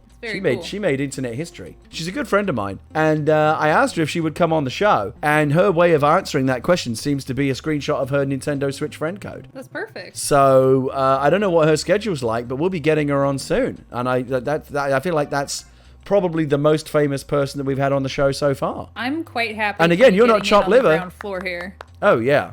No, I'm on episode 3. I'm one of the originals. No, I'm the first absolutely. guest to get a present. Naomi Kyle was our very, very first guest. We had my wife Leah and her friend Tanya on last night. We've got yours. You know, we haven't even had a male guest yet. Good, keep it that way. That's right, absolutely. I'm telling you, I'm woke. This is God. Now you've done it. Yeah. Is there a woke? What would a woke emoji be? Maybe just pleased. I'm quite happy that I'm the first guest to receive a gift. You're the first to receive that raccoon figurine. That's like raccoon figurine, individually numbered, number 0001. And you're going to be, I'm telling you, 10 years from now when people are talking about how Animal Crossing changed the game, you're going to be remembered as one of the first guests. On Animal Talking. This is going to go down. Did I say Animal Crossing? You did. Sure did. I meant Animal Talking. Animal Talking. I tried Animal to Talking not point it out. changed the game. And I appreciate you correcting me. Kate. Casually. Kate, wonderful Kate. Carrie. I'm sure a lot of people watching you are, they're either streamers or they want to be streamers, and it's hard, right, to build an audience, to get off the ground. I see a lot of people like that. One of the things that we like to do, my favorite thing to do, in fact, at the end of Animal Crossing mornings and Animal Talking, is to take our audience and go raid another channel. Usually someone who's streaming Animal Crossing to only a couple of people, like 1 or 2 people. And it's so great to see the look on their faces when they've suddenly got more people in their channel than they've ever had in their lives. It's a wonderful thing. It's very wholesome. Yeah, and I know people that have made affiliate and made partner based on, some of those raids that we've done. And it's great to kind of to do that. But for people that aren't on the, who aren't, getting that benefit, who are out there streaming to 5 or 6 people, who want to grow their channel, who want to get more into Twitch, but maybe they're frustrated because how do you get people to watch? What as someone who's kind of been there, done that, you do this for a living now, you get big audiences, you make a living doing this. What's your advice to baby streamers out there? What do you know now that you wish you had known back then? I mean, apart from equipment recommendations and lighting and your mic is important. It's honestly just to continue having fun, because if you're not having fun with the game you're playing, if you're playing a game because you think it's going to get you views but you're not enjoying it, that will translate to your content, and your audience will notice. So when I was advised to just play Overwatch for a while, I did that, but it only lasted a month until I wasn't having fun anymore, and then I switched. And so I have a series of games that I kind of cycle through, the ones that are making me happy and ones that I want to play. And that's just the biggest piece of advice, is just do it to have fun, because if you're not having fun and you're just getting upset, that's really not worth doing. So, and I'm not asking you to kind of big yourself up here, but I want to get to the bottom of it. What do you think is the secret of your success? What's the appeal? You obviously, your chat loaf. You've got a very, very loyal, very wholesome community that you've built, and they're a credit to you.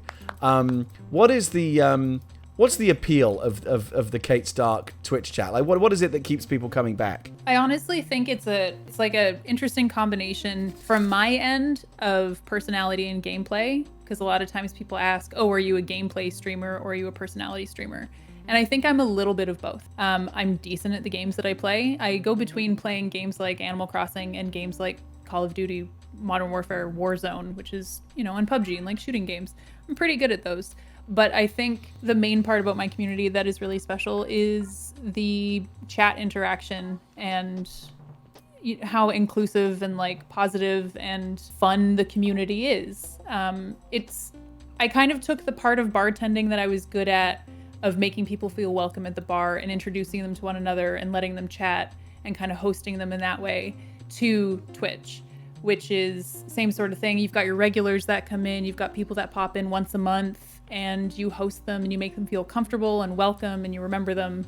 And that's incredibly special. And I just, as long as I can keep doing this and making people smile and, just doing anything like that, then I'll continue doing it. And you really take care of your audience too. You mail them stickers and little goodies and tchotchkes and things like that. I don't do anything like that. I don't really like my audience very much. I don't want to do anything for them. But you have a great relationship with your audience. Well, I mean, they are so incredibly kind to me that I'm just trying to give them a percentage of what they've given to me back. So whenever a subscriber hits a 1-year mark, I send them a handwritten postcard On community days, which I do once a month, I do a ton of giveaways. Before, in the before times, I would send curated little prize boxes and sticker packs and stuff like that. Like, I do meetups at conventions I go to, and I buy everybody food. And like, I really try to show them how much I appreciate them, because I would not be here if it wasn't for them. And I just want them to keep remembering that. What's this about a mini fridge? I'm sponsored by a company called Madrinas. They make iced coffee. Coupon code Kate for 20% off at checkout. And there was a contest with the brand, which is whichever content creator sold the most coffee within a certain time period won a mini fridge full of iced coffee. And that's what my community did. They bought a bunch of iced coffee because they wanted me to have a mini fridge for my stream room, so I can have it like coffee and coconut water and snacks during my stream. Damn, how do I get a coffee company? I'm into this Starbucks Nitro cold brew coffee right now in a can. It's my favorite thing. It's like crack. I don't know why I keep talking about crack tonight. I just want some crack. I should just go get some crack so I can stop talking about it. And it's like, perfect. That'll be the way to stop talking about it for sure. Yeah. But like I gotta find ways to reach out to some of these companies. Like when I got that package from Butterfinger, I was so excited about that. Mm-hmm. They sent me some Butterfingers, and it was like $5 worth of Butterfingers. I was like, oh my god, I felt like I found the treasure of the Sierra Madre or something. I was super excited. I get it. Even though you couldn't eat it, I get it. Yeah, and I couldn't even eat them. But I enjoy watching other people be happy. Like if I see my wife eat a Butterfinger and she's deriving pleasure from it, I derive pleasure from that. For sure, I get that. Leah's throwing me all this low key shade in the chat. I know, I see it, and I'm living for it. I don't think Starbucks needs to get the word out. You're not going to get free nitro. What? Okay, but maybe like a little, artisanal coffee company wants to get the word out. I actually got a tweet yesterday from a craft beer company saying, "Hey, we think animal talking is the is the bee's knees." And I should have written back and said, "Hey, well, would you like to sponsor the channel?" But I don't want beer in the house. Like nobody drinks in this house. So like it would be a waste of time. Gary, that doesn't matter. Get that coin. No, yeah, but I guess. Come on, Gary. Gotta make moves. I'm gonna at this point ask the chat if you have any questions for Kate, because we're coming up on the back end of the interview here. If you have any questions for Kate, toss them in the chat and I'll happily pass them on to her. But Kate, I know what you mean. Like when you talk about, it's interesting when you said about the difference between like a gameplay streamer or a personality streamer. Like that was a decision that I was able to make very early on, because I've never been good enough. I mean, 20 years ago, PC gamer, when I was a young man, sure, but like I'm not. You played PUBG with me. You know how bad I am at it. I was never any good at it. I was actually pretty decent at Warzone, as it turns out, just not at PUBG. You are absolutely. Yeah, but like it was key. I figured this out for myself early on. I was watching Ninja and Dr. Disrespect and Shroud and Grims and all of these guys, and you watch those guys because for the same reason that you watch like pro golfers or pro basketball players. Like you want to see the game played at the absolute top elite level that it can be played at, and that's what they're offering. And some of those guys don't have great personalities, like Grims. Brilliant player, but like not the biggest personality in the world. There were I have seen one, like Kong Fan and some of these guys that have good personalities and are good about playing the game as well. They're a combo like you. But with me, it's got to be all about the personality. Like Adam, for example, only watches the stream because he likes it when I get frustrated with Animal Crossing's terrible user interface. Like that's why he keeps coming back.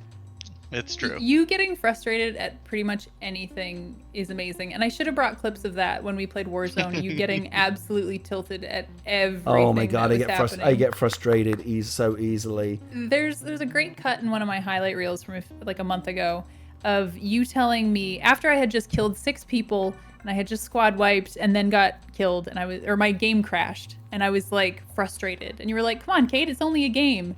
And it's a hard cut to you screaming and cursing and like shouting because somebody killed you in the pre-game lobby, which means nothing. Oh yeah, in Warzone I get more frustrated when I get killed in the lobby, which is meaningless, than when I get killed in the actual competitive part of the game. I was weeping. It was the funniest thing I've ever experienced. Okay, just chill out. It's just a game, and then just all right. Okay, you don't need to do the voice. That's not necessary. It's a good one. I'll send it to you. It's great. I thought it was just me, but a couple of other people mentioned it in the chat. When you said, but Gary, get that money or whatever, you kind of leaned into the mic and it suddenly became like a more intimate moment. It was like, but Gary, get that money. And it was like, wow. Yeah, seriously. It was like a whole other thing that was going on. Yeah, I do that sometimes. Great emphasis. Eostby in the chat asks, Kate, tell Gary about how we got the name Chatloaf. So I know your cat is named Loaf, and you have people in the chat, but I feel like there's more to it than just that. How did your community become known as the Chatloaf? This is a weird one. I was not partnered, and I was playing a game called I Am Bread, which if you've ever played, you play a slice of bread. Yeah.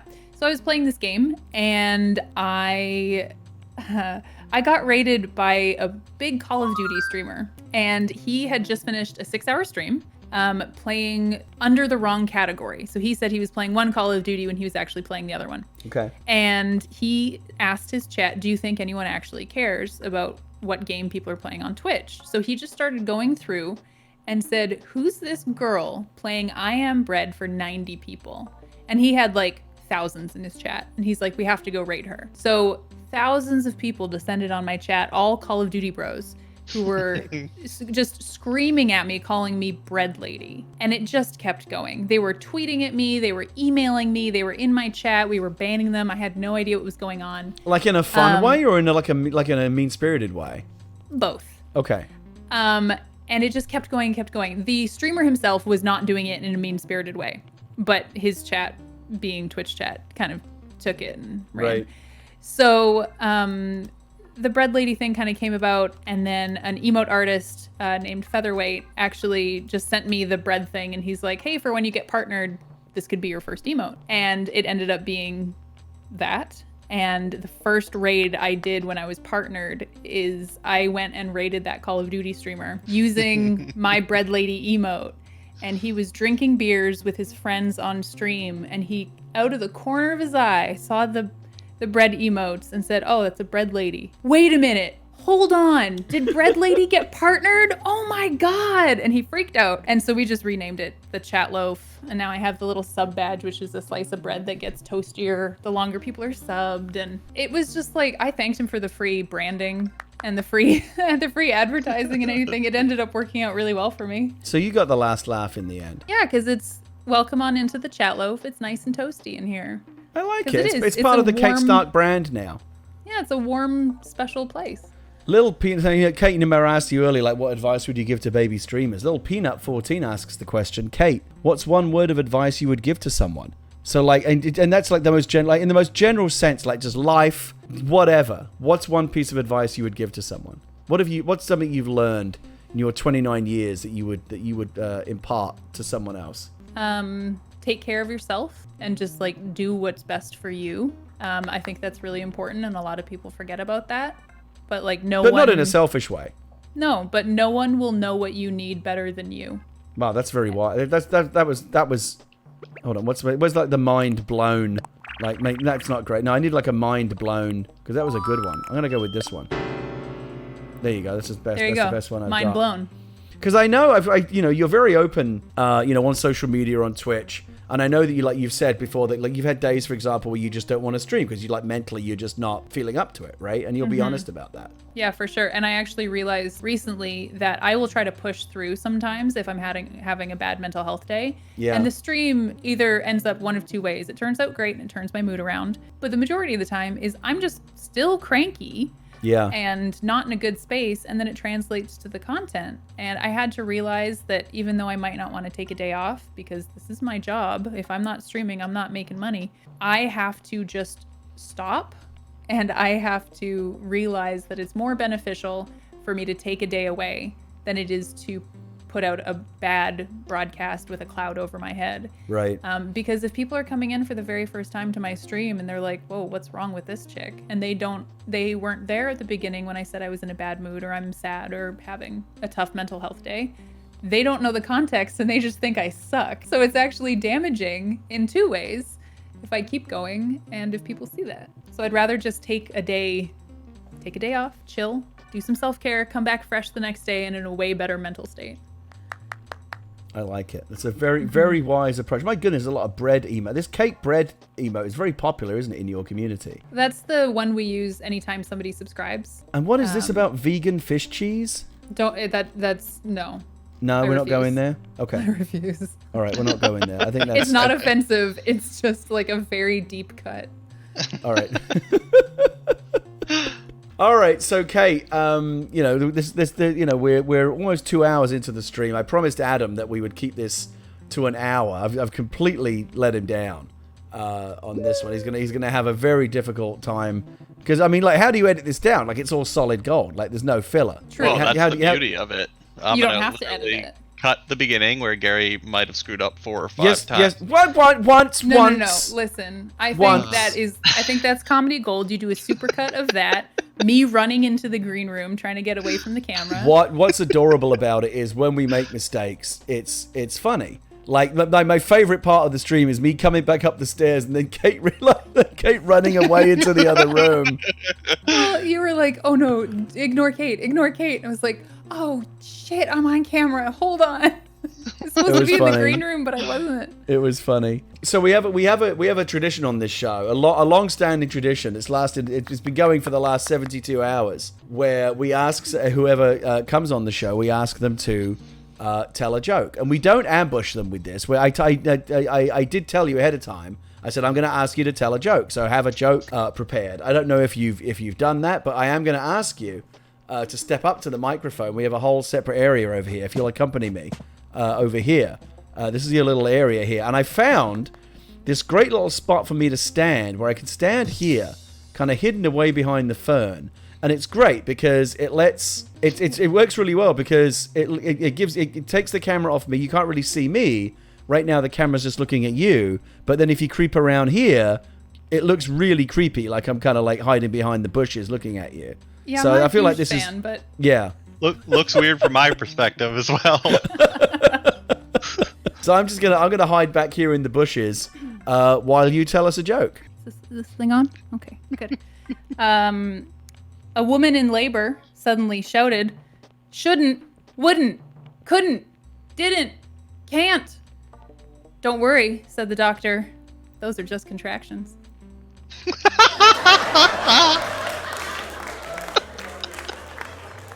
Come on. I'll allow it. I thought that was really good. I'm not. I picked that out because you're a writer and I thought you would like it. Don't take this as people in the chat like it. Don't. That was a great joke. Come on. I'm not, and this isn't. Don't take this in any way as a commentary on the joke. But do you have any others? Hold on. Oh man. Look, I mean, I'm happy to leave it at that. I don't want to put you on the spot. I thought I knocked it out of the park with that one. No, it was like you gotta laugh. You gotta laugh. You know, hold on. I just Hey, I enjoyed it. 75 short Wait, are you jokes that Googling jokes? Hey Gary, hold on. Is this thing on? What's the best thing about Switzerland? I don't know, but the flag is a big plus. All right, okay. I genuinely like that one.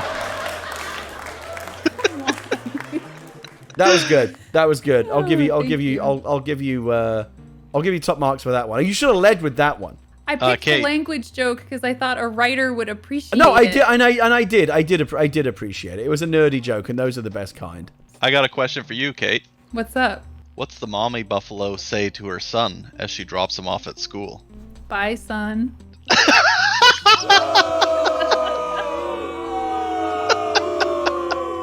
No, I'm not having that.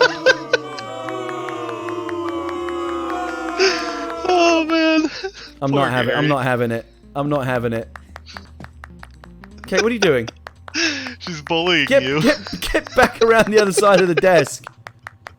That was a funny joke. Those were all funny jokes. Wow. Adam, what are you doing? Get out of my face! What is going on? Damn plant. It's no worse than my biscuit joke. I mean, I'll give you that much. I'm gonna have some jokes prepared for tomorrow. No, we're not on the air tomorrow. On air Wednesday. But on Wednesday, I am going to have a joke. Hey, Kate, would you like to do something that I've never allowed anyone on the show to do? Absolutely. Would you like to come sit in the host chair and see how it feels? Oh my god, yes. This is a privilege that I will probably never extend to anyone ever again. Apart from Leah, if Leah can always sit in the chair. How does it feel? How does it feel?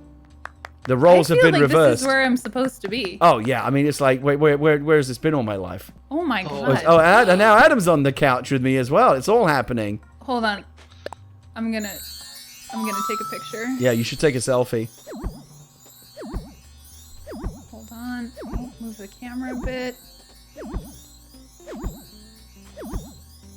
You look good behind that desk. I know. I think you found your calling. All right, everyone. You know, Kate. Sometimes in on real life late night talk shows, you know, the ones that we're seeking to emulate here. You know, when the host is on vacation, they have guest hosts who come in and fill in for them. Maybe you could do that sometime. I would be thrilled. Because you do. I mean, you definitely look like you look the part behind that desk. I'm just taking so many pictures right now. You have no idea. Adam, get in shot. Come stand in front of the desk. Where am I? Okay. All right. Okay. Not in front of me. Hold on. Move to your Hang on, I'm your trying left. to. Yeah. Perfect. Here we go. Oh, I am just thrilled with this. Oh my I'm never going to be able to get her out of that power. chair. I'm going to have to kick her off the island to get her Too out. much power. Here, you can have All it right. back. Okay, Kate. If I ever need a guest host, you'll be my first call. I would love that. All right, that's great. Okay, so I think we're coming up to the end of the show here. We're actually literally coming right up on the 2-hour mark here. So I think we're gonna finish up. I just want to say thank you to everyone, of course. And again, don't go away because we do have a big finish at the end of the show, and we always end our streams with a raid. When after the end credits roll and all that kind of stuff. Stick around. We're gonna find a baby Animal Crossing streamer, and we're all gonna dump into their chat, and have fun and make someone's day. Adam, stop! Add it all night. Are we gonna dump a load into loads, pubes, dumps. Stop it! This is a grown-up show. Adam, can you imagine? I'm a big fan of yours now. Can you imagine if you and I hosted this show without Gary? It would be a disaster. Don't go getting any ideas.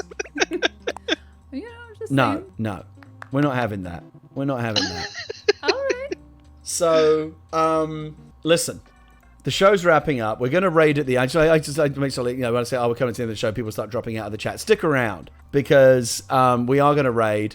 Kate, you'll stick around for the raid, right? You'll raid. Oh yeah, with us? I think I may have found someone to raid. Oh really? Okay. All right. Let me know. We'll get to that in a second. Tomorrow morning. The party goes on. Animal Crossing mornings. Don't forget, just because Animal Talking is a new thing, Animal Crossing mornings hasn't gone anywhere. Animal Crossing mornings, 9 a.m. We'll be back at it. I'm going to be looking for those turnip prices. Kate, did you get into the turnip market this week? No, I'm taking 3 weeks off, maybe a month. I have Show's still going on. I got to get behind the desk. Yeah, get back in the... I have about 10 mil in the bank right now. Wow, you've got more money than me. Yeah, and I haven't done turnips this will be my second week off the turnip market. So I went heavy for 2 weeks, and now I'm cruising until I get down to the 2 mil mark, and then I'll probably get back in. It must be nice to spend a week not waking up thinking about turnip prices. I've forgotten what that's also the before 4 times. I've forgotten what that's like. That's the thing, is it's so stress-free now. I'm right. just hanging out. I don't need to worry about dodo codes or You're turnip finally exchange. island living. Oh my God! Don't talk to me about those turnip exchanges. Don't get me started. So you were there when I was ranting at you over the people that were in Able Sisters clothes shopping while I was waiting to sell my turnips. Your text messages were so aggressive. It's just rude, Kate. It's rude. It's flat out rude. I don't like rudeness.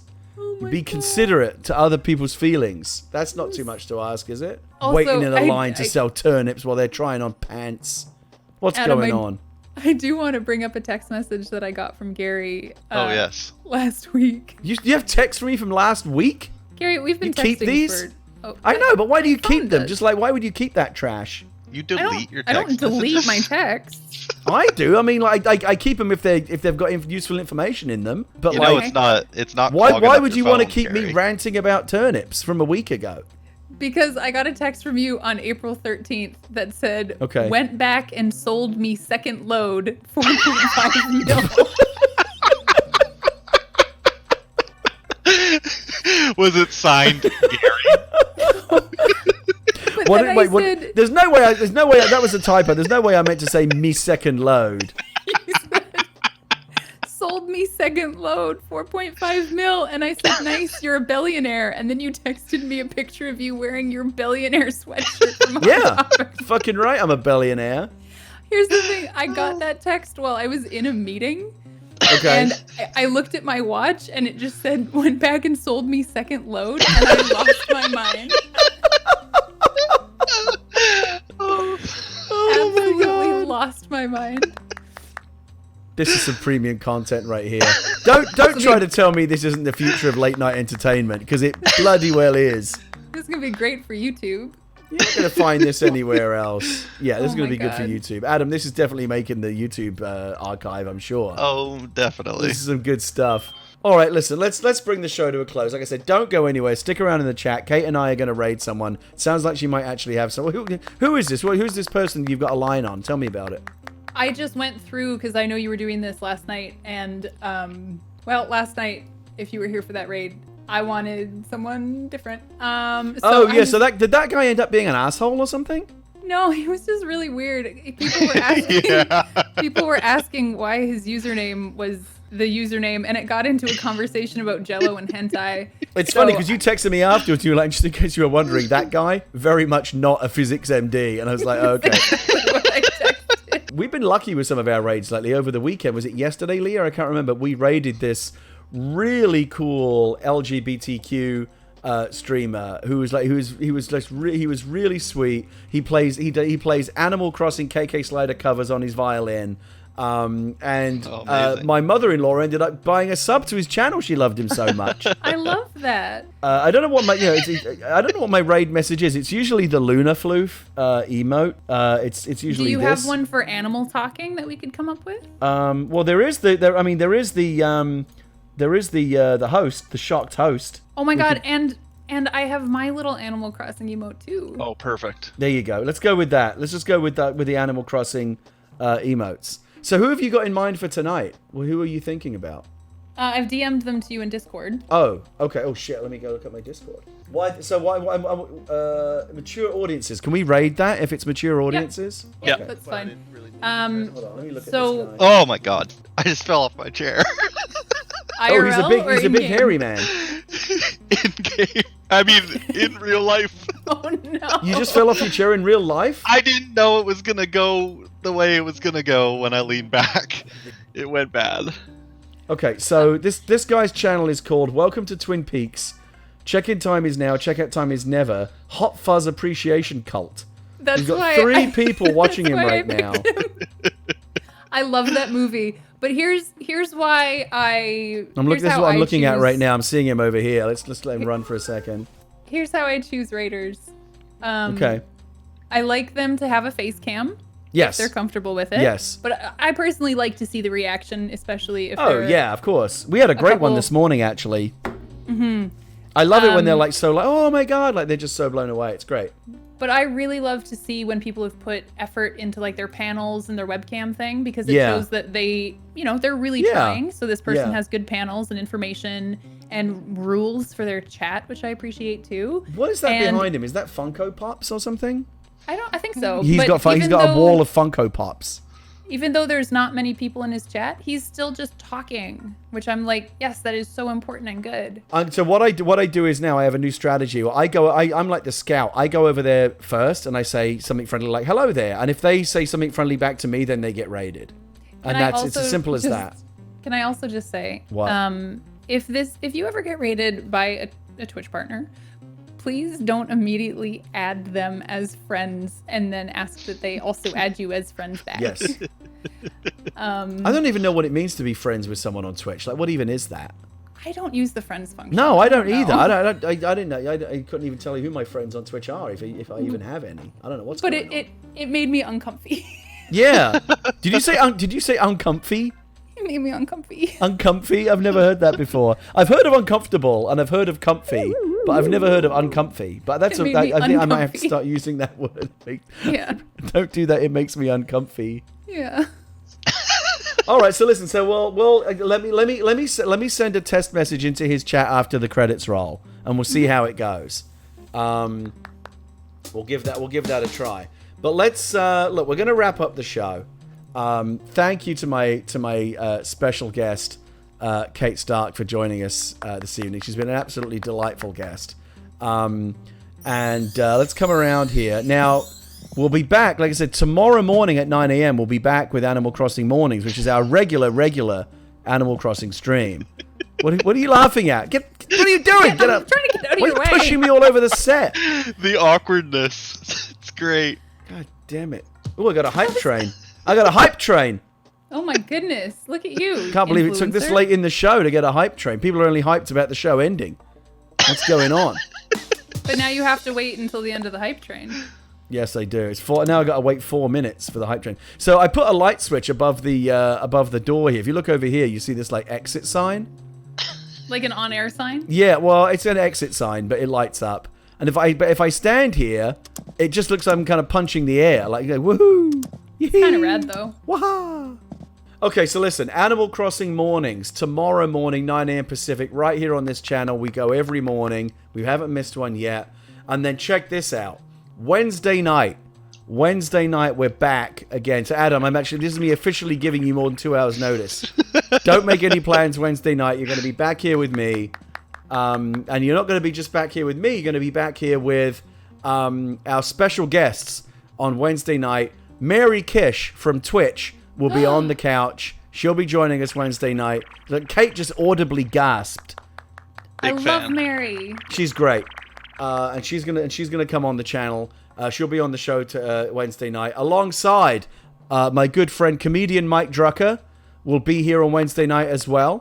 Very excited about that. He's gonna tell some jokes and be very funny.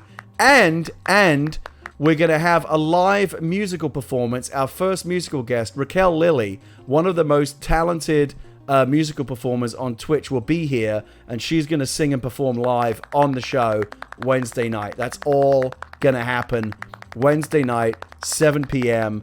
And then beyond that, we're going to try to fall into some kind of regular schedule. Here's kind of what I'm thinking about. Mondays and Fridays, I'm going to stream Animal Talking in the morning at 9 a.m. in place of the regular Animal Crossing mornings slot.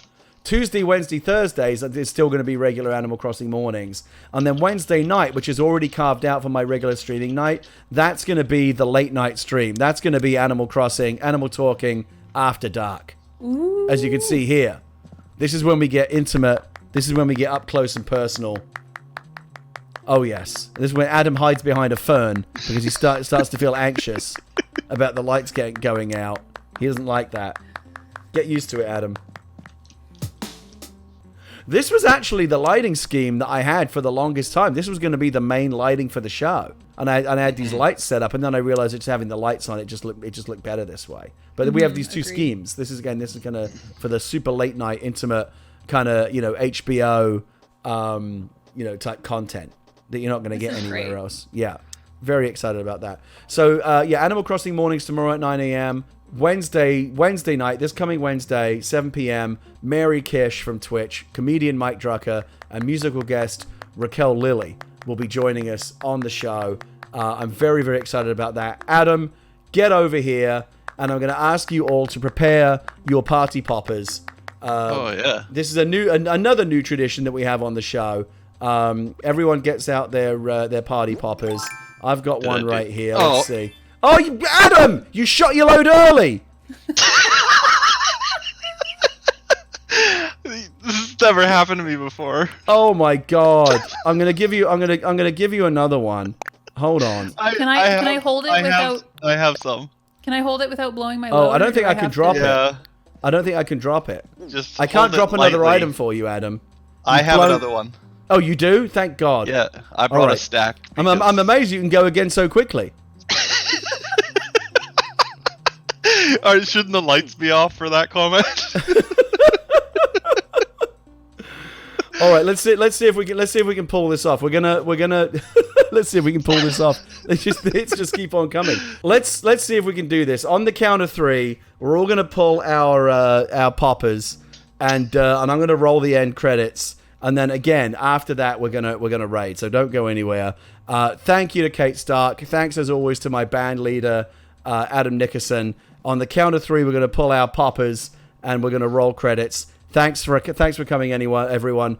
Great show. 1, 2, 3. Oh, Carrie. There you go. There you go. I last longer, Ad. What is going on? What is going on? I didn't realize you had to hold it. Hold on. I'm doing it again. God damn you all. I'm doing it again. Here we go. I'm gonna hold. Oh, so you all. Okay. Do you still have any left? I don't have any. You just gave me one. Oh. I can't. It won't let me drop one for you. It's really annoying. Here, you blow that, and me and Kate will play the instruments. Kate, would you like to join me and play? No, that's not how this works. This is anarchy. What are you doing? Thank you, everyone. Thank you, everyone. I'll see you tomorrow morning for Animal Crossing mornings, and tomorrow and Wednesday night we'll be back. This has been Animal Talking, the world's first and only late night talk show that takes place entirely inside the world of Animal Crossing. Things can only get better. They certainly can't get any worse. We'll see you all next time.